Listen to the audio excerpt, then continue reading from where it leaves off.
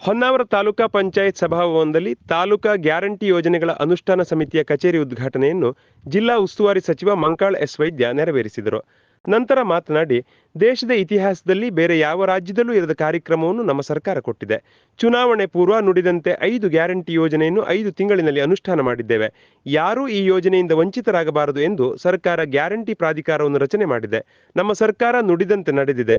ಸುಳ್ಳು ಹೇಳಲು, ರಾಜಕೀಯ ಮಾಡಲು ಈ ಯೋಜನೆ ತಂದಿಲ್ಲ. ಬಡವರ ಜೀವನ ನಿರ್ವಹಣೆಗೆ ಅನುಕೂಲ ಆಗಲಿ ಎಂದು ತಂದಿದ್ದೇವೆ. ಉಳ್ಳವರು ಇದರ ಪ್ರಯೋಜನ ಪಡೆದುಕೊಳ್ಳಬಾರದು. ತೆಗೆದುಕೊಂಡರೆ ಅದನ್ನು ನಿಲ್ಲಿಸಬೇಕಾಗುತ್ತದೆ. ಇದು ಬಡವರಿಗೆ ಕೊಡುವ ಯೋಜನೆ. ಈ ಯೋಜನೆಯನ್ನು ಧರ್ಮಾಧಿಕಾರಿ ವೀರೇಂದ್ರ ಹೆಗ್ಗಡೆಯವರೇ ಒಪ್ಪಿಕೊಂಡಿದ್ದಾರೆ. ಅಧಿಕಾರಿಗಳು 90% ಮುಟ್ಟಿಸಿದ್ದಾರೆ. ಇದು 100ಕ್ಕೆ 100 ತಲುಪಬೇಕು ಎಂದು ರಾಜ್ಯದಲ್ಲಿ ಪ್ರಾಧಿಕಾರ ರಚನೆ ಮಾಡಿ ರಾಜ್ಯ, ಜಿಲ್ಲೆ, ತಾಲೂಕು ಸಮಿತಿ ರಚನೆ ಮಾಡಲಾಗಿದೆ. ತಾಲೂಕಾ ಸಮಿತಿಯವರು 5 ಇಲಾಖೆ ಅಧಿಕಾರಿಗಳ ಸಲಹೆ ಪಡೆದು ಯೋಜನೆಯ ಪ್ರಯೋಜನ ಪಡೆಯದವರ ಮನೆಗೆ ಹೋಗಿ ಏನೇ ಸಮಸ್ಯೆ ಇದ್ದರೂ ಪರಿಹರಿಸಿ ಯೋಜನೆಯಿಂದ ವಂಚಿತರಾಗದ ಹಾಗೆ ಮಾಡಬೇಕು ಎಂದರು. ನಾವು ಸುರಕ್ಷಿತ ಇದ್ದೇವೆ, ನಾವು ನೆಮ್ಮದಿ ಜೀವನವನ್ನು ಮಾಡ್ತಾ ಇದ್ದೇವೆ ಅಂದೇಳಿ ಬರುವಂಥದ್ದು. ಅದಕ್ಕೂ ಮುಖ್ಯವಾಗಿ ಪೂಜ್ಯ ವೀರೇಂದ್ರ ಹೆಗ್ಗಡೆಯವರೇ ನಮ್ಮ ಸರ್ಕಾರಕ್ಕೆ ಅಭಿನಂದನೆ ಸಲ್ಲಿಸಿ ನಮ್ಮ ಮುಖ್ಯಮಂತ್ರಿಗಳಿಗೆ ಅಭಿನಂದನೆಯನ್ನು ಸಲ್ಲಿಸಿದ್ದಾರೆ. ನೀವು ಮಾಡುವಂಥ ಕಾರ್ಯಕ್ರಮದಿಂದ ಭಕ್ತಾದಿಗಳು ಹೆಚ್ಚಾಗಿದ್ದಾರೆ, ಭಕ್ತಾದಿಗಳು ಮತ್ತೆ ಈ ರಾಜ್ಯದ ಜನ ಸುಖವಾಗಿದ್ದಾರೆ ಅನ್ನುವಂಥ ಸಂದೇಶವನ್ನು ನಮಗೆ ಕೊಟ್ಟಿದ್ದಾರೆ. ಅದಕ್ಕಿಂತ ಮುಖ್ಯ ಬೇರೆ ಏನೂ ಇಲ್ಲ ಅಂದರೆ ನಾವು ತಿಳ್ಕೊಂಡು 100ಕ್ಕೆ 100% ಮಾಡಬೇಕು ಅನ್ನುವಂಥ ಉದ್ದೇಶದಿಂದ ನಾವು ರಾಜ್ಯದಲ್ಲಿ ಪ್ರಾಧಿಕಾರವನ್ನು ರಚನೆ ಮಾಡಿ ಜಿಲ್ಲೆಯಲ್ಲಿ ಜಿಲ್ಲಾಧ್ಯಕ್ಷರ ಒಂದು ಜಿಲ್ಲಾ ಗ್ಯಾರಂಟಿ ಪ್ರಾಧಿಕಾರವನ್ನು ರಚನೆ ಮಾಡಿ ಜಿಲ್ಲೆಯಲ್ಲಿ ಒಂದು ಅಧ್ಯಕ್ಷರು ಮತ್ತೆ ಅವರಿಗೆ ಉಪಾಧ್ಯಕ್ಷರು, ಅದು ಅಲ್ಲದೆ ಮತ್ತೆ ಸದಸ್ಯರನ್ನು ನೇಮಕ ಮಾಡಿದ್ರು. ನಾವು ಟೋಟಲಿ 21 ಮಂದಿದು. ಹಾಗೆ ಪ್ರತಿ ತಾಲೂಕಲ್ಲಿ ಗ್ಯಾರಂಟಿ ಕಮಿಟಿ ಅಧ್ಯಕ್ಷರು, ಅವ್ರ ಜೊತೆಯಲ್ಲಿ 14 ಜನ ಸದಸ್ಯರನ್ನು ನೇಮಕ ಮಾಡಿದ್ರು. ಉದ್ದೇಶ, ಸರ್ಕಾರದಿಂದ ಅಧಿಕಾರಿಗಳು ಸಾಕಷ್ಟು ಕಷ್ಟಪಟ್ಟು 90% ಮುಡಿಸಿದ್ದಾರೆ, ಇಲ್ಲ ಅಂತ ಹೇಳೋದಿಲ್ಲ. ನಾವೆಲ್ಲ ಜಿಲ್ಲಾ ಗ್ಯಾರಂಟಿ ಸಮಿತಿ ಅಧ್ಯಕ್ಷ ಸತೀಶ್ ನಾಯ್ಕ್ ಮಾತನಾಡಿ, ವಿರೋಧಿಗಳು ಎಷ್ಟೇ ಅಪಪ್ರಚಾರ ಮಾಡಿದರೂ ಪಂಚ ಗ್ಯಾರಂಟಿ ಯೋಜನೆ ಬಂದ್ ಮಾಡುವುದಿಲ್ಲ ಎಂದು ಸರ್ಕಾರ ಭರವಸೆ ನೀಡಿದೆ. ಬಡವರ ಮನೆಗೆ ಪ್ರತಿ ತಿಂಗಳು ಒಬ್ಬರಿಗೆ 5,000 ರೂಪಾಯಿ ತಲುಪುತ್ತಿದೆ. ಮಧ್ಯವರ್ತಿಗಳಲ್ಲದೆ ನೇರವಾಗಿ ಬಡವರ ಖಾತೆಗೆ ಜಮಾ ಆಗುತ್ತಿದೆ. ಯೋಜನೆ ತಲುಪದೇ ಇದ್ದವರ ಮನೆಗೆ ಹೋಗಿ ಕರೆ ತಂದು ಕೆಲಸ ಮಾಡಿಕೊಡುವ ಜವಾಬ್ದಾರಿಯನ್ನು ಪ್ರಾಧಿಕಾರ ಮಾಡುತ್ತದೆ ಎಂದರು. ಪ್ರಾಧಿಕಾರವನ್ನು ಸ್ಥಾಪಿಸುವ ಮೂಲಕ ಅದನ್ನು ಪರಿಣಾಮಕಾರಿ ಅನುಷ್ಠಾನಗೊಳಿಸುತ್ತೇವೆ ಮತ್ತು ಯಾವುದೇ ಕಾರಣಕ್ಕೆ ನಾವು ಆ ಗ್ಯಾರಂಟಿ ಯೋಜನೆಗಳನ್ನು ಬಂದ್ ಮಾಡೋದಿಲ್ಲ ಎಂಬ ಸ್ಪಷ್ಟ ಸಂದೇಶವನ್ನ ನಮ್ಮ ಸರ್ಕಾರ ಇವತ್ತು ರಾಜ್ಯದ ಜನರಿಗೆ ಕೊಟ್ಟಿದೆ.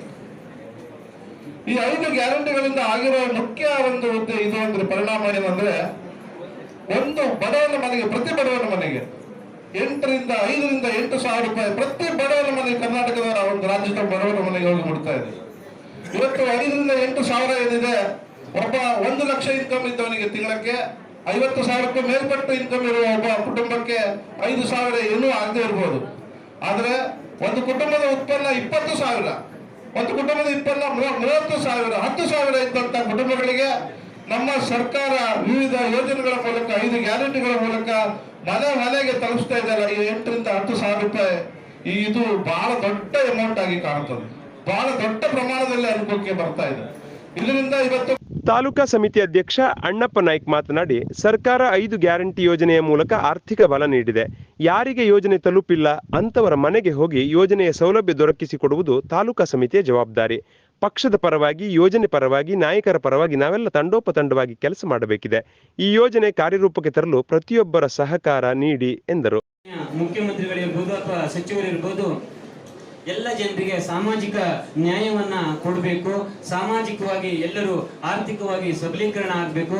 ಸಾಮಾಜಿಕವಾದಂಥ ಚಿಂತನೆಯಲ್ಲಿ ನಮ್ಮ ಜನ ವಿಚಾರವಾದಿಯಾಗಿ ಮೇಲ್ಬರಬೇಕು ಹೇಳುವಂತ, ಆರ್ಥಿಕವಾಗೂ ಸಹಿತ ಸಮಾನತೆಯನ್ನ ಕಾಣಬೇಕು ಹೇಳುವಂತ ಒಂದು ಮಹದಾಸೆಯಿಂದ ಎಲ್ಲ 5 ಗ್ಯಾರಂಟಿಗಳ ಮುಖಾಂತರ ಇವತ್ತು ನಮ್ಮೆಲ್ಲ ಆರ್ಥಿಕವಾಗಿ ಹಿಂದುಳಿದಿರುವ ಎಲ್ಲ ಜನರಿಗೆ, ಸಾರ್ವಜನಿಕರಿಗೆ, ಬಡವರಿಗೆ ಒಂದು ಬೆನ್ನೆಲುಬಾಗಿ ನಿಂತಿದೆ ಹೇಳುವಂತ ಮಾತನ್ನ ನಾನು ಈ ಸಂದರ್ಭದಲ್ಲಿ ಹೇಳ್ತೇನೆ. ಯಾಕಂದ್ರೆ ಮೊನ್ನೆ ಒಂದು ವಾಟ್ಸಪ್ ಅಥವಾ ದೃಶ್ಯ ಮಾಧ್ಯಮದಲ್ಲಿ ನೋಡಿರಬಹುದು, ಈ ಒಂದು ಗೃಹಲಕ್ಷ್ಮಿ ಯೋಜನೆಯ ಹಣದಲ್ಲಿ ಒಂದು ಅತ್ತೆ ತನ್ನ ಸೊಸೆಗೆ ಒಂದು ಅಂಗಡಿಯನ್ನ ಹಾಕ್ಬಿಟ್ಟಿದೆ ಹೇಳುವಂತ ಮಾತನ್ನ ತಮ್ಗೆಲ್ಲ ಗೊತ್ತಿರ್ಬೋದು.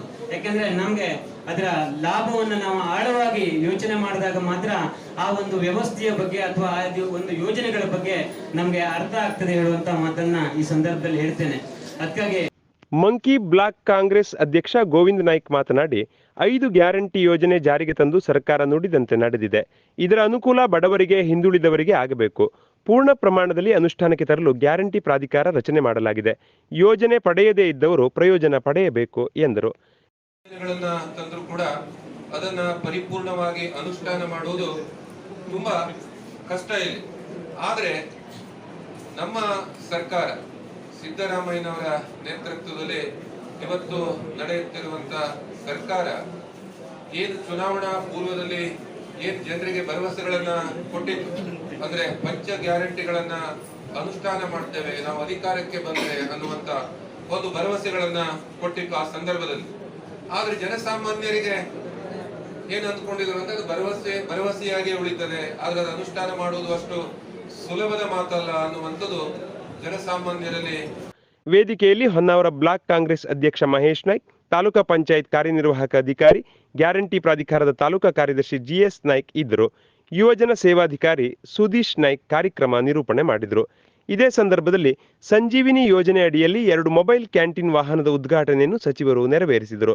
ನೆರೆ ಬಂದ ಸಮಯದಲ್ಲಿ ಚಿಕ್ಕನಕೋಡ್ ಗ್ರಾಮ ಪಂಚಾಯತ್ ವ್ಯಾಪ್ತಿಗೆ ಹೋದಾಗ ಭರವಸೆ ಕೊಟ್ಟಂತೆ ಕೇವಲ 1 ತಿಂಗಳಿನಲ್ಲಿ ದೋಣಿಯನ್ನು ಚಿಕ್ಕನಕೋಡ್ ಗ್ರಾಮ ಪಂಚಾಯತಿಗೆ ಹಸ್ತಾಂತರಿಸಿ ಮಾದರಿ ಕಾರ್ಯ ಮಾಡಿದರು.